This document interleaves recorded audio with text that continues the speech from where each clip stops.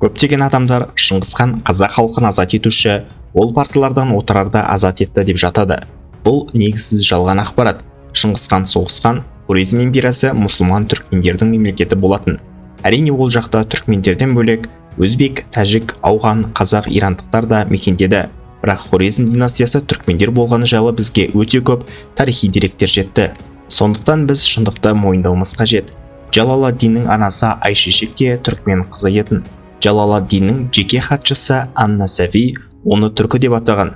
Рашид ад-Дин де өз жазбасында Ануш деген Хорезм әулеті Оғыздың бекілі тайпасынан шыққан түркмендер деп атап өтті. 15 ғасыр тарихшысы Хафизи Абруда дәл солай оларды түркмендер деп атаған. Сондықтан Джалаладдин Хорезм шақта нағыз түркмен болатын. Бұл жайында сол заманнан келген көптеген тарихи деректерге байланысты ол ешкімнің арасына талас тудырмай олардың түркмен екенді мойындалуы керек. Олар керісінше парсыларды билеген. Достар, егер сіздер ютубтан айына 1 миллионға дейін табыс табуды үйренуді қаласаңыздар, мен төменде қалдырған сілтемеге өтіп толық ақпарат біле аласыздар. Ал отырар халқына келер болсақ, Хорезм солтүстікте қазақтың Қыпшақ және Қаңлы руларымен көрші болған. Хорезм әскері көбіне отырықшылардан шыққан әскер болғандықтан, қауіпсіздікті толық қамтамасыз ету үшін оларға көшпенді атты әскерлер қажет болды. Сол себепті олар Қыпшақ қаңлылармен тығыз жақын байланысқа түсті. Хорезм патшасы Мұхаммедтің анасы Теркен хатун Қаңлы ханшасы болған. Кейбір деректерде оны Қыпшақ ханының қызы дейді. Бірақ біз тарихи деректерге қарасақ, Шыңғыс хан Хорезмге келмес бұрын Хорезм мен Қыпшақтардың арасында жойқын соғыстар болды.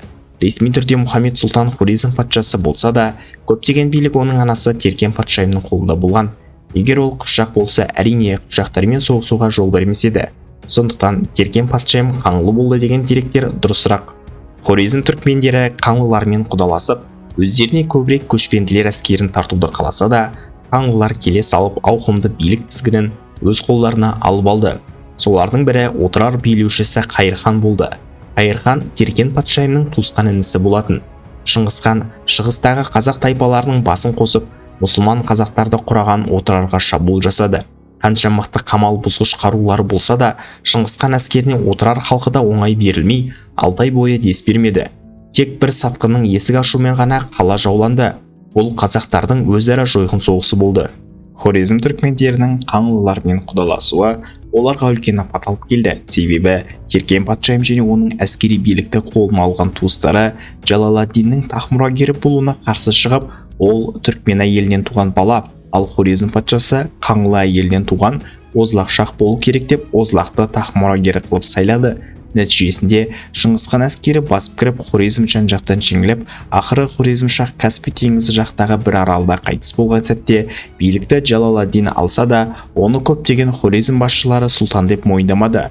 Бұл олардың бастары соңына дейін бірікпей, басқыншыларға қарсы тұра алмай жеңілуіне әкеп соқты. Егер Хорезм басшылары сұлтандары қайтыс болған сәтте бірден Джалаладдинді сұлтан деп мойындаса, тарих сахнасы басқа жағынан өзгерер еді. Себебі Хорезм өте күшті мемлекет болатын, ал Джалаладдин өте талантты қолбасшы етін. Қорытындылап айтқанда, Хорезм империясының негізін салушы Ануш деген түркмен әулеті.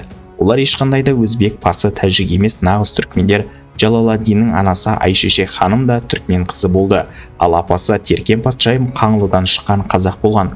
Оның інісі отырар қаласының билеушісі Қайыр хан да Қаңлы руынан шыққан қазақ болған.